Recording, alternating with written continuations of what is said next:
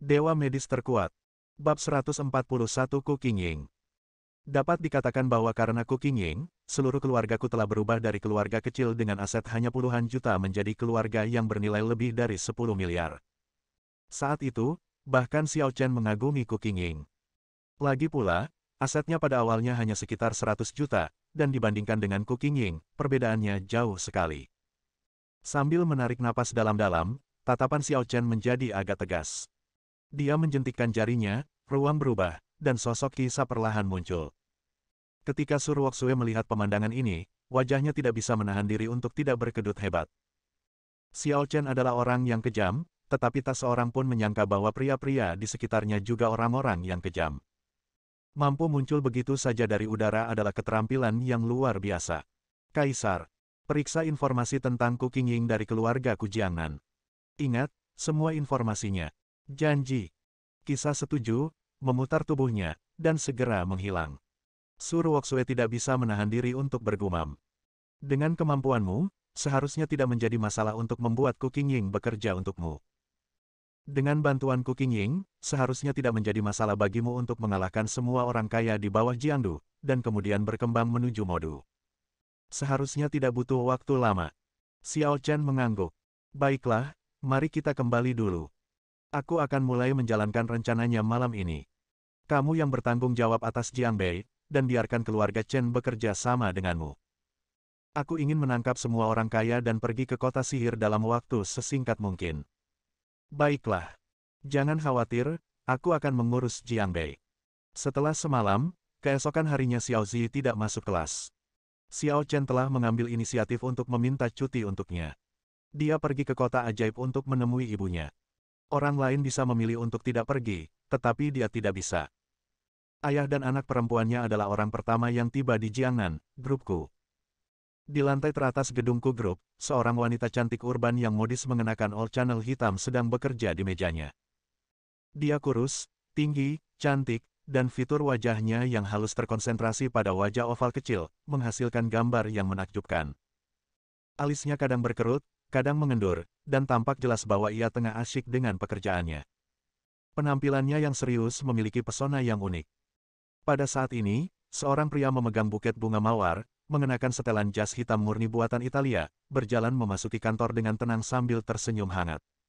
Qingying, apakah kamu masih sibuk? Besok adalah hari pernikahan kita, jangan terlalu lelah, istirahatlah yang cukup. Kesehatanmu penting. Ketika Ku Qingying mendengar ini, wajah aslinya yang serius tiba-tiba berubah dingin. Zhang Xiaoji, apa yang kamu lakukan di sini? Zhang Xiaoji mengangkat sudut mulutnya sedikit. Kenapa? Aku ke sini untuk menemui istriku. Apa aku perlu alasan? Mata Ku Qingying sedingin pedang. Zhang Xiaoji, jangan terlalu berlebihan. Aku bukan istrimu sekarang. Zhang Xiaoji mengangkat bahu. Pernikahannya besok, apa bedanya? Ku Qingying menarik napas dalam-dalam dan mengepalkan tangannya. Aku akan memberitahumu sekali lagi, hari ini adalah hari ini, dan besok adalah besok. Selama tidak ada pernikahan, kau dan aku bukanlah suami istri. Lagi pula, alasan mengapa aku menikahimu adalah karena keluarga Zhangmu menggunakan cara yang memalukan. Jadi, jangan terlalu serius. Jika bukan karena keluarga Zhangmu yang tidak tahu malu, aku tidak akan pernah melihatmu, apalagi menikahimu. Zhang Xiaoji mengepalkan tangannya, dan cahaya yang ganas bersinar di matanya. Qingying, mengapa kamu harus mengatakan itu? Aku sangat menyukaimu. Jangan munafik begitu. Banyak sekali pria yang menyukaiku. Kau pikir kau siapa? Lagi pula, yang kau suka bukan aku, tapi penampilanku yang cantik dan kemampuanku. Kalau aku tidak seperti ini, kau mungkin tidak akan melihatku sedetik pun, kan? Zhang Xiaoji mencibir. Ku Qingying, kadang-kadang, jangan terlalu serius menanggapi sesuatu. Itu akan menguntungkanmu dan aku. Kamu, Ku Qingying, memang cantik dan berbakat. Kamu bisa menjadi wanita tercantik di Jiangnan dan menonjol dari yang lain. Tapi kenapa? Dunia ini begitu besar, menurutmu siapa dirimu? Keluarga Zhang kami telah beroperasi di Jiangnan selama ratusan tahun. Kami memiliki berbagai macam sarana dan koneksi. Tidak peduli seberapa berkuasanya dirimu, bukankah kamu tetap harus menikah denganku? Setelah terdiam sejenak, dia melembutkan nada bicaranya, dan sekali lagi memperlihatkan senyum yang menurutnya sangat tampan, lalu berkata, Qing Ying, berpikirlah lebih positif. Jika kau menikah denganku, keluargaku dan keluarga Zhang akan bekerja sama. Aku jamin bahwa ruang pengembanganmu di masa depan akan lebih dari 10 kali lipat dari sekarang. Selain itu, aku berjanji akan memperlakukanmu dengan baik. Ku Qingying tersenyum dingin. Keluarga Zhang sangat berkuasa, tetapi itu adalah keluarga Zhang. Apa hubungannya denganmu, Zhang Xiaoji? Tanpa keluarga Zhang, kau hanyalah generasi kedua yang kaya raya, bahkan tidak layak untuk membawa sepatuku. Kau pikir kau siapa? Beraninya kau menyombongkan diri di hadapanku. Begitu kata-kata ini keluar, wajah tampan Zhang Xiaoji berkedut hebat. Ku Qingying, jangan sombong. Tidak peduli seberapa rendah dirimu padaku, kamu harus menjadi wanitaku. Besok, aku akan menunjukkan kepadamu betapa hebatnya aku. Aku ingin kamu tahu cara menulis kata, memohon belas kasihan. Sudah selesai omong kosongmu. Kalau sudah selesai, kau bisa keluar dari sini. Kata-kata Ku Qingying membuat Zhang Xiaoji benar-benar kehilangan kesabarannya. Dia mendengus dingin, melempar buket mawar itu dengan keras ke atas meja, menarik dasi di kera bajunya, menunjuk hidung Ku Qingying dan berkata, "Tunggu saja, jika aku tidak membunuhmu besok, aku tidak akan dipanggil Zhang Xiaoji." Setelah berkata demikian, Zhang Xiaoji melangkah keluar dari kantor, sedangkan Ku Qingying, dengan raut wajah marah, menyapu buket mawar itu. Wajah tampan itu tertutup es dan embun beku. Dia, Ku Qingying, bangga pada dirinya sendiri sepanjang hidupnya. Entah karena kualifikasi bisnisnya, penampilannya yang memukau, atau berbagai keterampilan yang telah ia pelajari dengan kerja keras agar dapat meningkatkan dirinya, semuanya bertujuan agar dapat mengendalikan takdirnya sendiri. Dia berpikir bahwa dia akan menemukan pria yang cukup baik dan layak untuknya. Dia berpikir bahwa dia dapat menggunakan kekuatannya sendiri untuk mendominasi cinta dan pernikahannya. Tapi dia salah. Menghadapi kekuatan absolut keluarga Zhang, bahkan meskipun dia seorang jenius bisnis. Meskipun dia memiliki penampilan yang menakjubkan. Bagaimanapun juga, dia tidak dapat lepas dari nasib menjadi boneka. Pada saat ini, telepon di atas meja berdering. Ku Qingying mengendurkan tangannya dan mengulurkan tangan untuk menjawab telepon. Telapak tangannya tergores kukunya dan kulitnya terluka, lalu darah merah mengalir keluar. "Ada apa?" "Bos, ada seorang pria dengan seorang anak yang ingin bertemu denganmu. Dia bilang ada sesuatu yang ingin dia bicarakan denganmu." Ku Qingying sedikit mengernyit. Apakah dia memperkenalkan dirinya? Tidak. Itu tidak terjadi. Bab 142 Manusia Seperti Dewa. Ku Qingying menolak tanpa memikirkannya. Ada banyak sekali pria di dunia ini yang ingin melihatnya. Tanpa terkecuali, mereka semua berusaha menunjukkan kasih sayang dan hanya ingin dekat dengannya. Sayangnya, dia paling membenci lalat jenis ini. Namun, tepat saat suara itu berakhir, resepsionis itu berbicara lagi. Dia bilang dia bisa memenuhi permintaanmu apapun, termasuk urusan keluarga Zhang.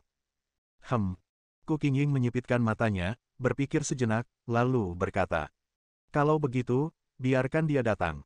Ya. Di lantai bawah, Zhang Xiaoji memasukkan tangannya ke dalam saku dan berjalan keluar lift dengan ekspresi cemberut di wajahnya, sebangga ayam jantan besar. "Halo, Tuan Zhang. Halo, Tuan Zhang." Ketika karyawan yang lewat melihat Zhang Xiaoji, mereka semua mengangguk dan membungkuk untuk menyambutnya.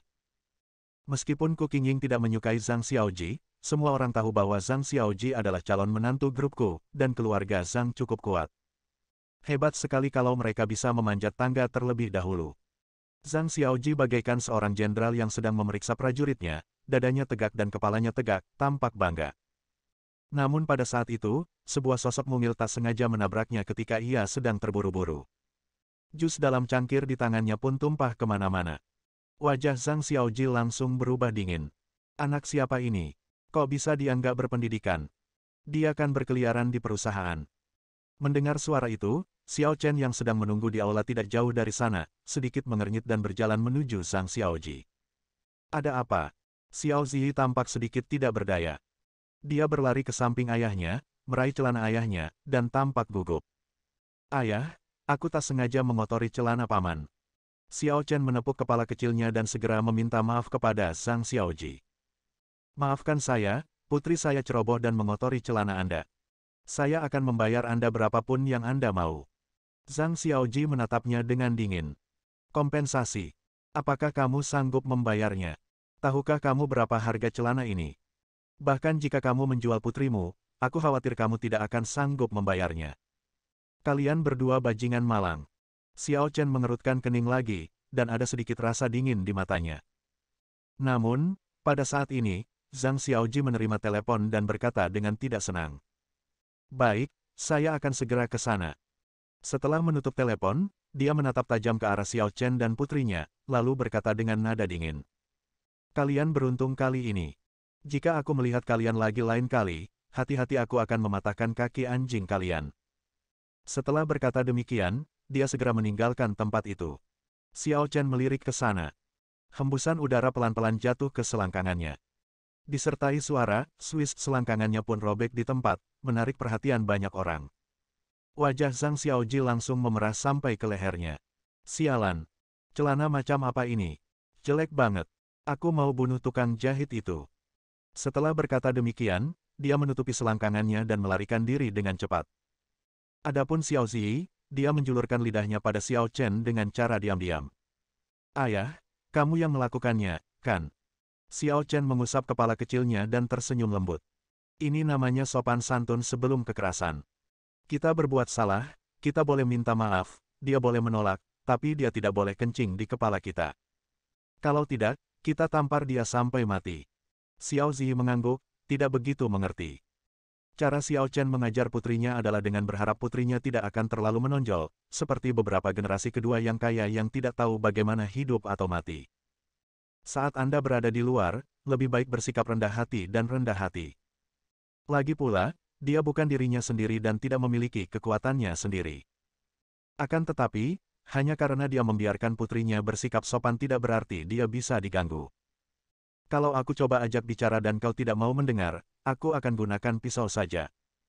Tepat saat saya selesai berbicara, resepsionis datang dengan cepat mengenakan sepatu hak tinggi.